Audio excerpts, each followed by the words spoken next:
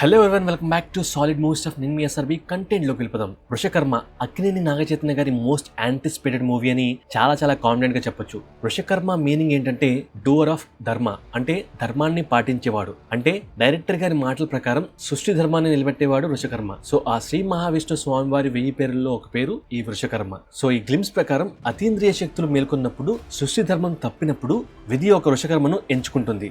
So hero is Vrushakarma.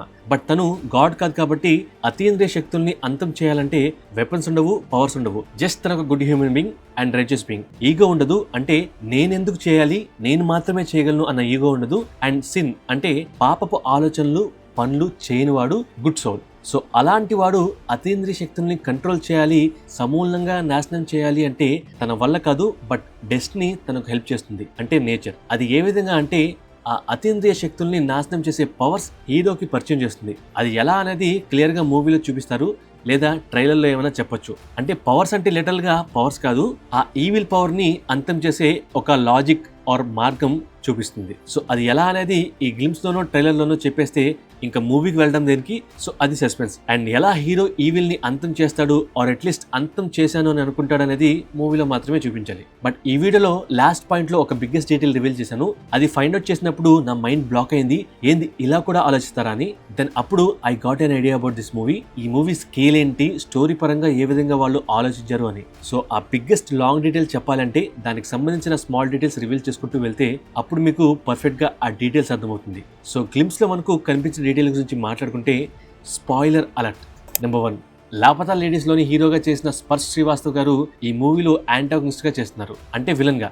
Brutal negative energy possess అయ్యే role తనది. తను ఎక్కడున్నాడో ఇక్కడ చూపిస్తున్నారు. అంటే ఈ విలన్ ఒక రాజ్మహల్ లోని ఒక రూమ్ లో ఉన్నాడు. మేబీ అది వాళ్ళ రాజ్మహల్ అవచ్చు, ఆర్ అందులో గెస్ట్ గా కూడా తను రావచ్చు. సో గ్లిమ్స్ లో తను వియర్డ్ గా అలా రకరకాల విన్యాసాలు చేసి తన నోట్లో నుండి ఒక బ్యాట్ ని బయటికి పంపిస్తాడు. దెన్ ఆ రూమ్ లో మనం కింగ్ పోర్ట్రేట్స్ ని చూడొచ్చు, అంటే బంగ్లాకి సంబంధించిన రాజుల ఫొటోస్ ని చూడొచ్చు. అండ్ గ్లిమ్స్ లో బంగ్లా అవుటర్ వేవ్ ని కూడా చూడొచ్చు. సో ఆ బ్యాట్ ఈ వరల్డ్ కి వచ్చే ముందు అది రూమ్ డోర్ ని వేసేస్తుందని క్లియర్ గా చూపిస్తున్నారు. అంటే ఆ ఈవిల్ ఆ బ్యాట్ ద్వారా విలన్ త్రూ తన కడుపులో నుండి బయటకు వచ్చింది. అండ్ అది వచ్చే ముందు తను ఎవరిని ఎలా చంపాలనుకుంటుందో సేమ్ అదే పిక్చర్ ని విలన్ అక్కడ ఆ పేపర్ మీద గీస్తున్నాడు. అండ్ ఆ బ్యాట్ వచ్చే ముందు ఆ విలన్ చేతులను చూడండి, వెనక్కి ఎవరో పట్టుకున్నట్లుగా ఉంటుంది. అండ్ ఇదంతా నైట్ టైం జరుగుతుంది, సరిగ్గా మిడ్ నైట్ తర్వాత 3:43 AM. అండ్ స్కైలో midnight waxing gibbous form లో ఉన్న చంద్రుడు కనిపిస్తాడు. అంటే ఇంకొక 5 days లో ఫుల్ మూన్, అంటే పౌర్ణమి రాబోతుంది అన్న టైం పీరియడ్ లో ఆ నైట్ టైం లో ఈ బ్యాట్ బయటకు ఈ వరల్డ్ లోకి వచ్చింది. సో ఈ లోపు మనకు వెరీ స్పీడ్ గా గ్లిమ్స్ లో కొన్ని కట్స్ చూపించారు. అందులో నెంబర్ 2, ఒక పిల్లోడు ఒక పల్లెటూరులో ఒక గుడిసె దగ్గర నైట్ టైం బయట ఆడుకుంటూ ఉన్నట్లుగా చూపిస్తున్నారు. తన దగ్గర కొన్ని బొమ్మలు ఉన్నాయి, లైక్ ఒక ఫీమేల్ బొమ్మ ఉంది. ఆ బొమ్మను ఒక సూదితో పొడిచినట్లుగా ఆ బొమ్మ దగ్గర చూపిస్తున్నారు. అండ్ అదే రియాలిటీలో అలాంటి పోలికున్న ఒక మనిషి ఒక ఐరన్ రాడ్ గుచ్చుకొని చనిపోయినట్లుగా చూపిస్తున్నారు. అండ్ అలాగే ఇంకొకరు తల గోడకేసుకొని కొట్టుకుని చచ్చిపోయినట్లుగా చూపిస్తున్నారు. సో ఇదంతా ఆ పిల్లోడు ఖచ్చితంగా చేస్తున్నాడని కన్ఫర్మ్ గా చెప్పుకోవచ్చు. సో ఇదంతా ఆ పల్లెటూరు ప్రాంతంలో జరుగుతుంది. బట్ ఎన్ని ఇయర్స్ బ్యాక్ అనేది నో ఐడియా. లేదా ఆ పిల్లోడు అండ్ విలన్ ఇద్దరు ఒకటేనా? అలా అనుకుంటే ఆ కార్వింగ్స్ లో ఆ ఇంటిని, ఆ పిల్లోడిని అండ్ ఆ బావిని చూపిస్తున్నారు. సో పాస్ట్ లో జరిగిన ఇన్సిడెంట్ కి గుర్తుగా ఇలా చెక్ ఉండొచ్చు. లేదు ఆ పిల్లోడు అండ్ ఆ విలన్ ఇద్దరు ఒక్కరే అని అనుకుంటే దెన్ ఆ గుహలో చెక్కబడిన ఆ ఇమేజెస్ అనేవి ఫ్యూచర్ కి సంకేతాలు. అంటే అలా ఒక ప్లేస్ లో పిల్లోడు ఫ్యూచర్ లో పుడతాడు, తను ఇలా బిహేవ్ చేస్తాడు అండ్ ఇలా చంపేస్తాడు. అండ్ వృషభాలు గుంపులుగా పరిగెత్తడం, సో అలాంటివి ఫ్యూచర్ ని రిప్రజెంట్ చేసే విధంగా ఆ కార్వింగ్స్ చేసి ఉండొచ్చు. అండ్ ఆ వృషభాలు అంటే ఆ బుల్స్ పరిగెత్తడం యొక్క మీనింగ్ ఏంటంటే ఈ పిల్లోడు పుట్టిన తర్వాత ఇలాంటి వికృతి చేష్టలన్నీ చేస్తూ వెళ్తాడు. సృష్టి ధర్మం మర్చిపోతుంది, సృష్టి ధర్మం తప్పింది, అందుకనే ధర్మానికి సంకేతమైన వృషభాలు కంగారుతో భయంతో పరిగెడుతున్నాయని అర్థమవచ్చు.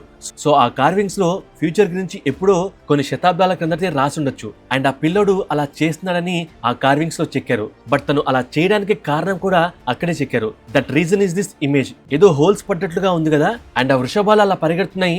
అండ్ అవి అలా చేయడానికి కారణం ఆ కార్వింగ్స్ మీద ఉన్న సేమ్ ఆ హోల్సే, వాటిల్నే ఎరోజన్స్ అంటారు. ఇదంతా కేవ్స్ లో ఉన్నాయి కాబట్టి ఆ హోల్స్ ఉన్న ఇమేజెస్ వచ్చేసి కేవ్ ఎరోజన్స్ అంటారు. సో ఇదంతా జరగడానికి main reason is cave erosions. మరి ఆ కేవ్ ఎరోజన్స్ ఎలా జరుగుతాయో తెలుసా? ఈ ఎరోజన్స్ డీటెయిల్స్ వెతకడానికి నాకు ఆల్మోస్ట్ 11 hours ఆఫ్ టైం పట్టింది. అంటే డీటెయిల్ ముందు నుంచి ఉంది, బట్ దానికి ఈ గ్లిమ్స్ కి లింక్ చేయడానికి అంత టైం పట్టింది. సో ఆ కార్వింగ్స్ లో ఇక్కడ డాట్స్ గా ఏదో హోల్స్ లాగా హనీకోమ్స్ లాగా ఉంది కదా, అవి ఎక్కడో చూశాను కదా అని వెతికితే అప్పుడు కనిపించింది అవి కేవ్ ఎరోజన్స్ వల్ల ఏర్పడతాయి. జనరల్ గా కేవ్ ఎరోజన్స్ ఎలా ఏర్పడతాయి అంటే వాటర్ వల్ల, విండ్ వల్ల అండ్ కేవ్స్ లో తిరిగే animals like crickets and bats వలన కేవ్ ఎరోజన్స్ జరుగుతాయి.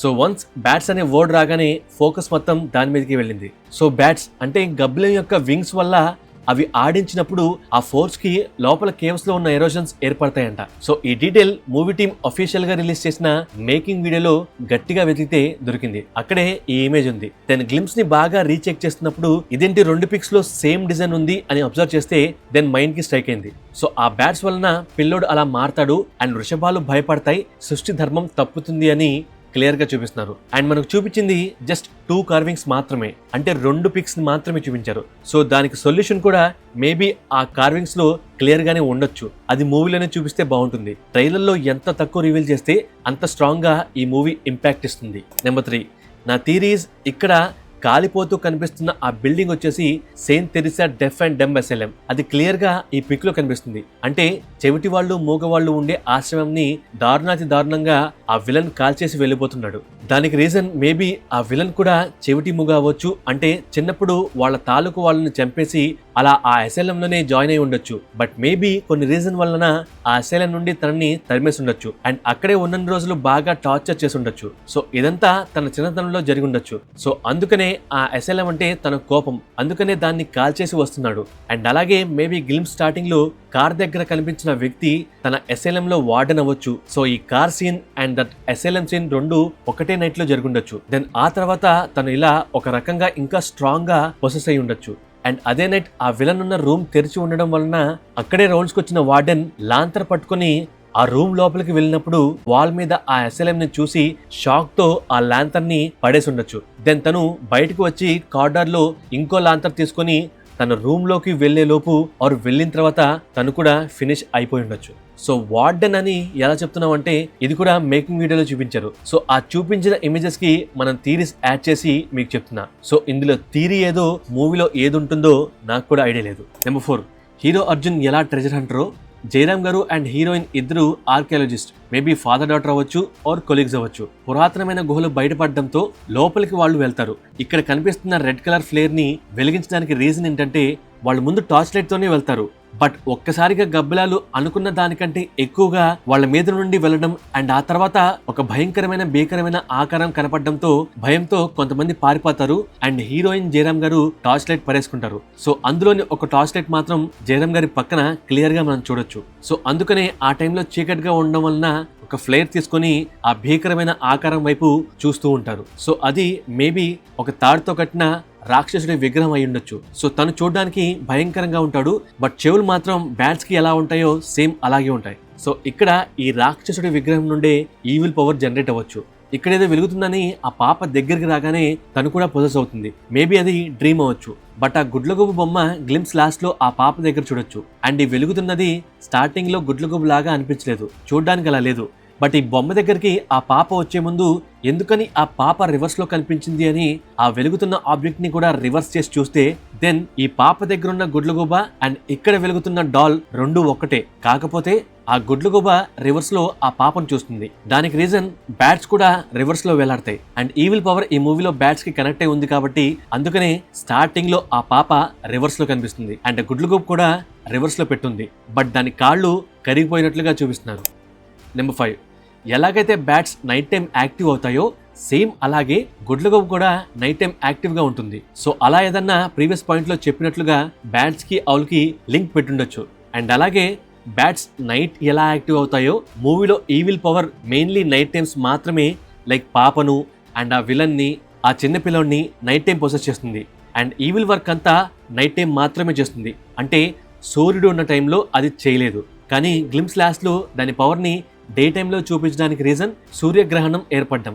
అంటే లిటరల్ గా సూర్యుడు లేనట్టే. అండ్ అప్పటికే చాలా మందిని చంపేసి దాని స్ట్రెంత్ ని పెంచుకుంటుంది. సో ఆ గ్రహణం టైం అయ్యేలోపు మహల్లో ఉన్న వాళ్ళందరినీ ఆ ఈవిల్ పవర్ చంపేద్దామని అనుకుంటుంది. సో అప్పటి వరకు అమ్మవారిని ఊరేగించిన ఏనుగు సడన్ గా అరవడం స్టార్ట్ చేయడంతో హీరోతో పాటు అందరూ ఏనుగు ఎందుకు ఇలా బిహేవ్ చేస్తుందని చూస్తారు. తర్వాత విలన్ వచ్చి అందరి ముందు అలా చేయడం వలన ఆ ఈవిల్ పవర్ వలన మహల్ కిటికీలు పగిలిపోతాయి, ఫౌంటైన్స్ విరిగి రివర్స్ లో పడిపోతాయి. ఆల్మోస్ట్ అందరూ హీరోతో సహా కింద పడిపోతారు. కొంతమందిని ఎగరేసి చంపేస్తుంది, కాల్చేస్తుంది. అలా గాయపడ్డ వారిలో హీరో కూడా ఉంటాడు. అండ్ ఆ కాలిన గాయాలతో ఆ కత్తిని తీసుకొని ఈవిల్ ని పొడవడానికి హీరో దూకుతాడు. సో ఇదంతా మూవీ క్లైమాక్స్ ఏమో అని అనుకోవచ్చు. సో డైరెక్టర్ గారి గట్స్ ని మెచ్చుకోవచ్చు. క్లైమాక్స్ పార్ట్ అండ్ మేకింగ్ వీడియోలో రిలీజ్ చేసిన కంటెంట్ యొక్క డీటెయిల్స్ ని గ్లిమ్స్ లో రివీల్ చేశారు. సో మనకు ఇన్ఫో ఇవ్వడానికి ఆయన క్లియర్ గా, కాన్షియస్ గా మూవీలోని కొన్ని థింగ్స్ ని, డీటెయిల్స్ ని ఈ గ్లిమ్స్ ద్వారా ఈ మూవీ స్టోరీ దేని గురించి తీస్తున్నారో, ఇందులో ఏం ఎక్స్పెక్ట్ చేయొచ్చు అనేది వెరీ క్లియర్ గా రివీల్ చేశారు. సో దీన్ని బట్టి డైరెక్టర్ గారు movie story and screen play మీద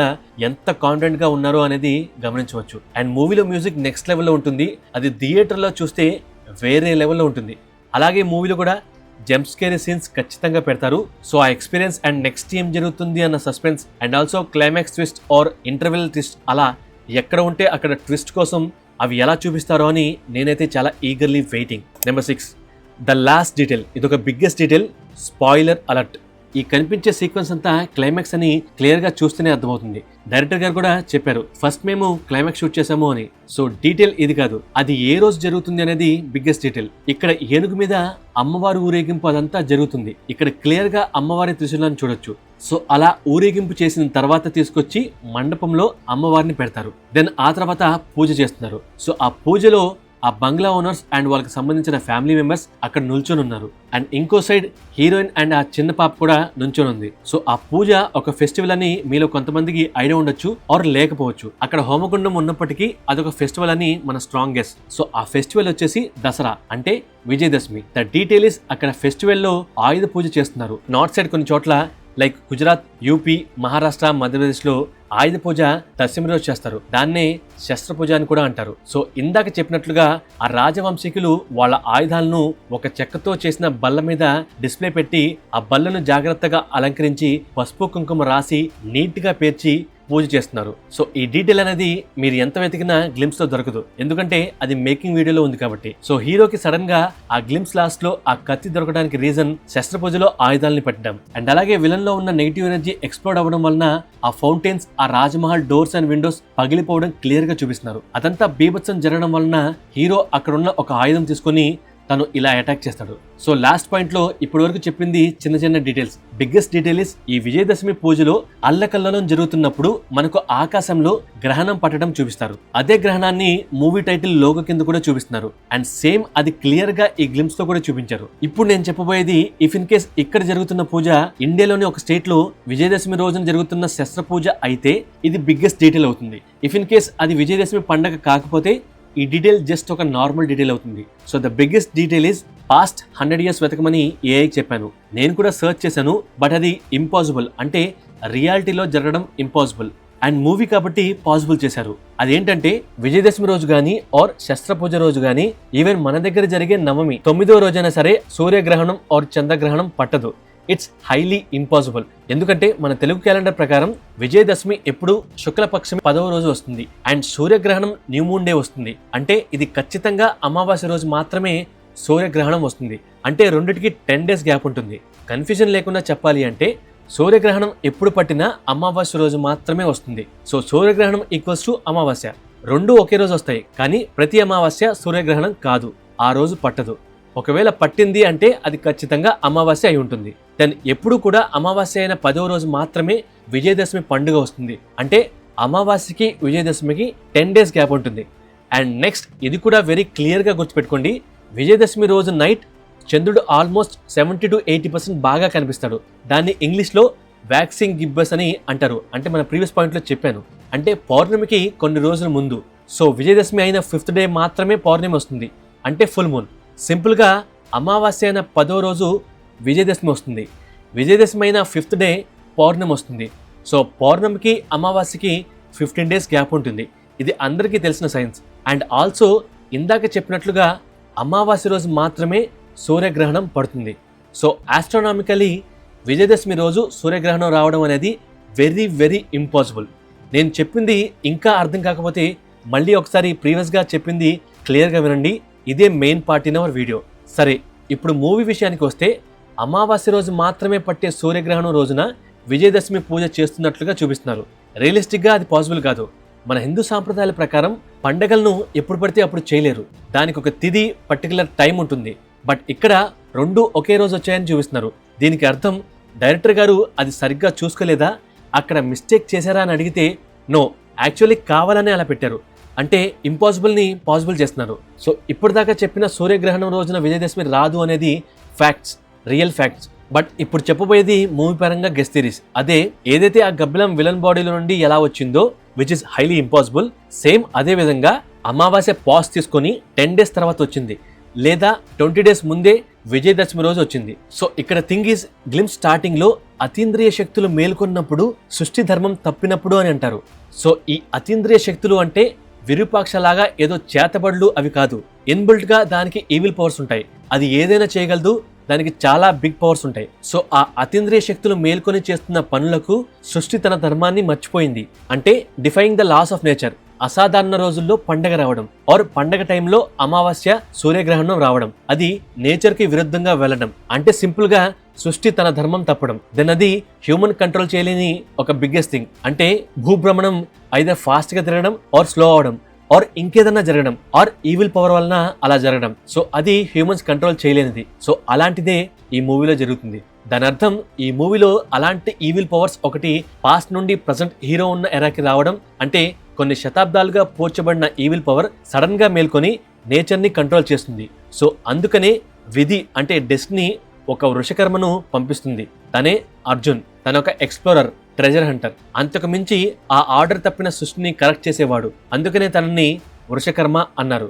సో ఈ డీటెయిల్స్ అండ్ ఈ లాస్ట్ డీటెయిల్ మీకు నచ్చితే ఫస్ట్ లైక్ కొట్టండి, దెన్ షేర్ చేసి సబ్స్క్రైబ్ చేయండి మామ. సపోర్ట్ చేయండి గైస్. మీ సపోర్ట్ మనకు చాలా అవసరం.